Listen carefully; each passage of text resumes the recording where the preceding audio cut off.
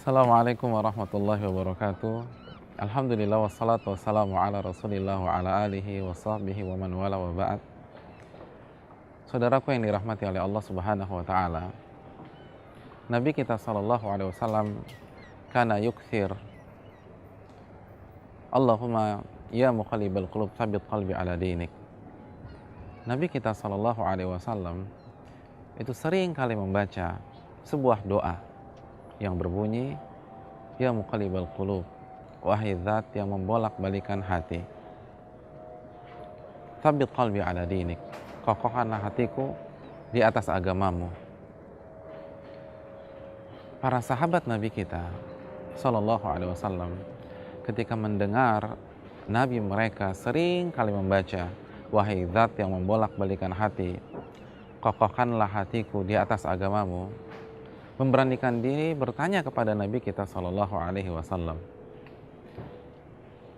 Mereka mengatakan, ya Rasulullah, wahai Rasulullah, amanna bika wa bima ji'ta bih, hal takhafu alaina. Ya Rasulullah, kami sudah beriman kepada engkau dan kami beriman dengan ajaran yang engkau bawa. Apakah engkau masih mengkhawatirkan kami?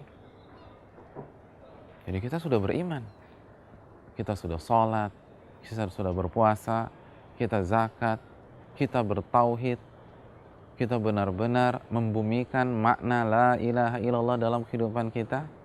Apakah masih ada yang kau khawatirkan atas kami? Apa kata Nabi kita sallallahu alaihi wasallam? Naam, ya, jelas. Masih ada yang aku khawatirkan atas kalian. Lalu Nabi mengatakan alasannya, inna quluba bani Adam baina isbi'aini min asabi'ir rahman yuqallibu kaifa yasha. Sesungguhnya hati-hati manusia itu berada di antara dua jemari Allah. Allah bolak-balikan sesuai dengan apa yang Allah kehendaki. Hadis ini diriwayatkan Imam Tirmidzi, Imam Ibnu Majah dengan sanad yang sahih. Saudaraku yang dirahmati oleh Allah Subhanahu wa taala, hadis ini memberikan pelajaran bagi kita. Tidak ada yang boleh merasa aman apapun yang telah ia kerjakan.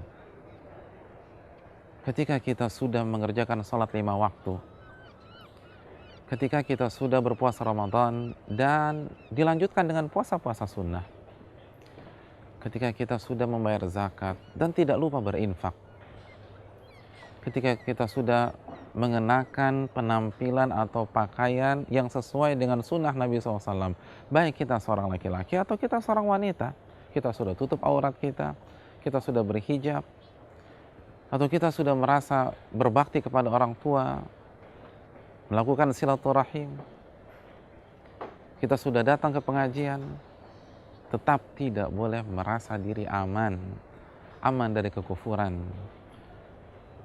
aman dari kebid'ahan atau amalan yang tidak ada contohnya dari Nabi kita sallallahu alaihi wasallam, aman dari kemaksiatan, aman dari kenifakan atau kemunafikan. Tidak ada satupun dari kita yang boleh merasa diri aman dan memiliki daya imun dari virus-virus tersebut. Kenapa demikian? Karena kalau ada orang yang mendapatkan posisi dan zona aman tersebut, maka orang-orang tersebut adalah Abu Bakar As-Siddiq, Umar bin Khattab, Uthman bin Affan, Ali bin Abi Thalib, Abu Hurairah, Abdurrahman bin Auf, dan para sahabat-sahabat yang lain. Sedangkan dalam hadis ini mereka bertanya langsung kepada Nabi SAW, kami sudah beriman kepada engkau dan kami beriman kepada ajaranmu ya Rasulullah. Apakah engkau masih mengkhawatirkan kami? Dan Nabi menyatakan, ya. Nabi masih mengkhawatirkan para sahabat. Nabi masih mengkhawatirkan generasi terbaik, generasi yang dikatakan oleh Nabi kita SAW, khairun nasi qarni, sebaik-baik manusia itu generasiku. Kalau mereka masih dikhawatirkan, maka tidak ada yang boleh dari kita merasa aman sampai kita benar-benar berpisah dengan dunia. Ini pelajaran bagi kita. Oleh karena itu, marilah kita meneladani Nabi kita Shallallahu Alaihi Wasallam.